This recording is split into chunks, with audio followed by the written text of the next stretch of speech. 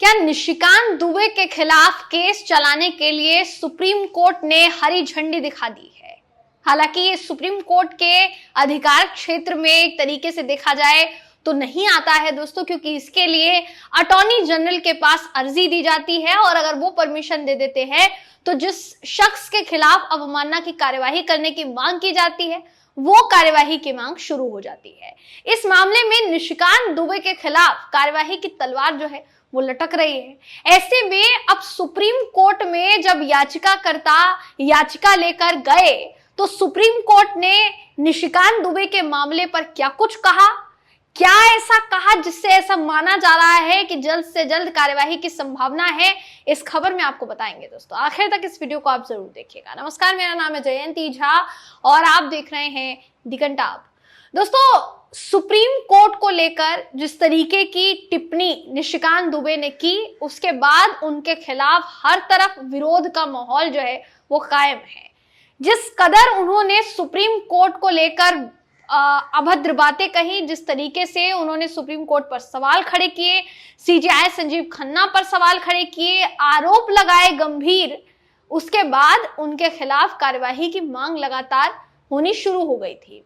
ये शुरुआत तभी हो गई थी जब निशिकांत ने अपने ट्विटर हैंडल पर एक ट्वीट किया था जिसमें उन्होंने कहा था कि अगर सुप्रीम कोर्ट ही कानून बनाने लग जाएगा तो संसद को बंद कर देना चाहिए। उनका ये बयान, उनका ये जो ट्वीट है काफी ज्यादा वायरल हुआ था।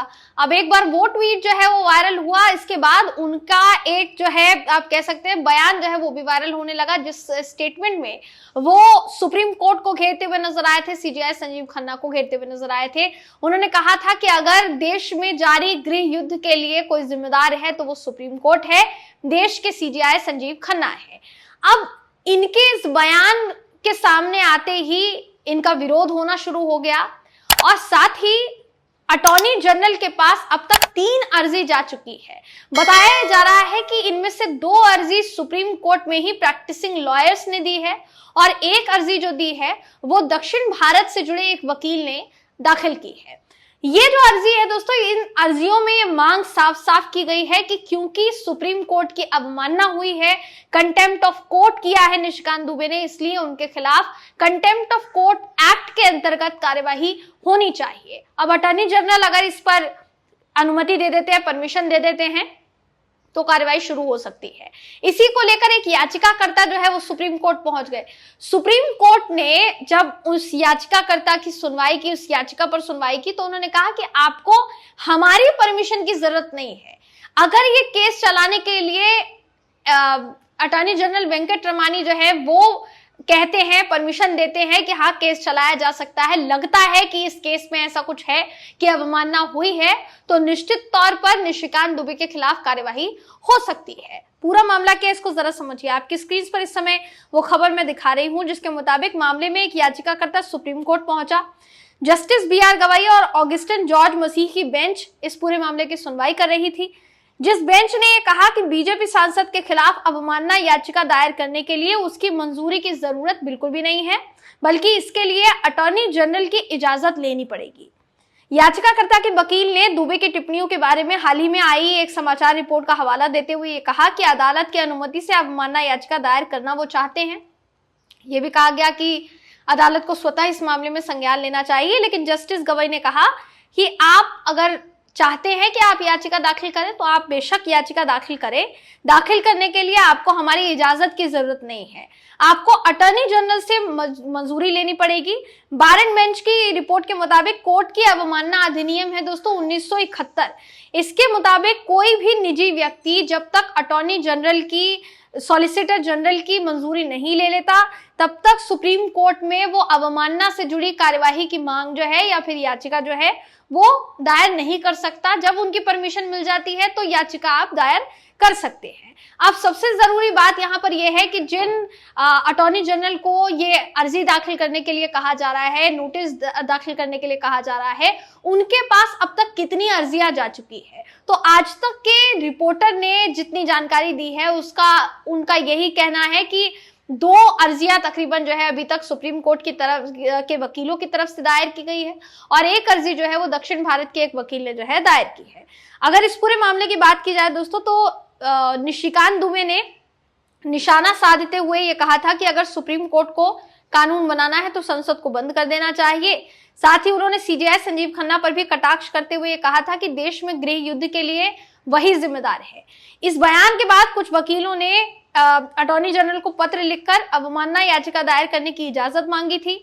पत्र में क्या कहा गया है ये भी आपको पता होना चाहिए। तो पत्र में कहा गया है कि मैं न्यायालय के अवमानना अधिनियम 1971 की धारा 15(1)(b) के तहत ये पत्र लिख रहा हूं ताकि झारखंड के गोड्डा संसदीय क्षेत्र से लोकसभा सदस्य निशिकांत दुबे के खिलाफ आपराधिक अवमानना की कार्यवाही शुरू करने के लिए आपकी सहमति मांगी जा सके, क्योंकि उन्होंने सार्वजनिक तौर पर जो बयान दिए हैं बेहद निंदनीय, भ्रामक हैं और इनका उद्देश्य सुप्रीम कोर्ट की गरिमा और अधिकार को कम करना है।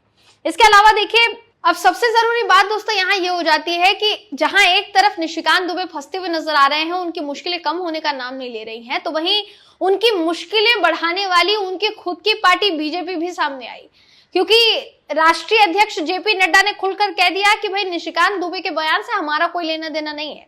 उनके खुद के व्यक्तिगत विचार हो सकते हैं, उनका पर्सनल ओपिनियन हो सकता है, पार्टी का इससे कोई लेना देना नहीं है। हमने शुरुआत से लेकर अब तक न्यायपालिका का सम्मान किया है और आगे भी हम करते रहेंगे। हालांकि मैंने पार्टी के जितने भी नेता हैं जो इस तरीके के बयान दे रहे हैं उनको निर्देशित किया है कि न्यायपालिका पर सवाल ना उठाए, आज इस तरीके के बयान जो है वो जारी ना करें, मैंने उनको निर्देशित किया है। इस तो कहीं ना कहीं ये माना जा सकता है कि पहले भाजपा ने कन्नी काटी, उसके बाद कहीं ना कहीं अब इस पर निशिकांत दुबे की तरफ से जो है वो भी बयान खुलकर सामने नहीं आ रहे।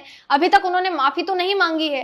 देखने वाली बात ये होगी कि अगर सुप्रीम कोर्ट में मामला ये जाता है या उनके खिलाफ अवमानना की कार्यवाही चलती है तो सांसद बतौर सांसद क्या हो सकता है और क्या नहीं, क्योंकि जाहिर है दोस्तों अगर वो सांसद हैं और उनके खिलाफ कोई अवमानना की कार्यवाही चल रही है तो मामला संसद में भी उठाया जा सकता है, क्योंकि विपक्ष का ये मानना है और उन्होंने लगातार ये कहा भी कि इस पूरे मामले पर निशिकांत दुबे के खिलाफ स्पीकर को भी कार्यवाही करनी चाहिए, क्योंकि न्यायपालिका पर इस तरीके के सवाल खड़े करना ये एक सांसद को बिल्कुल भी शोभा नहीं देता है, जबकि उनको पता है कि रूल रेगुलेशंस क्या है, कानून क्या है, बावजूद इसके वो न्यायपालिका की गरिमा को, उसकी छवि को ठेस पहुंचाने की कोशिश करते हुए नजर आए हैं। तो कहीं ना कहीं ये फिलहाल के लिए सबकी नजर में बना हुआ है कि इस मामले में आगे की अपडेट क्या कुछ निकलकर सामने आती है।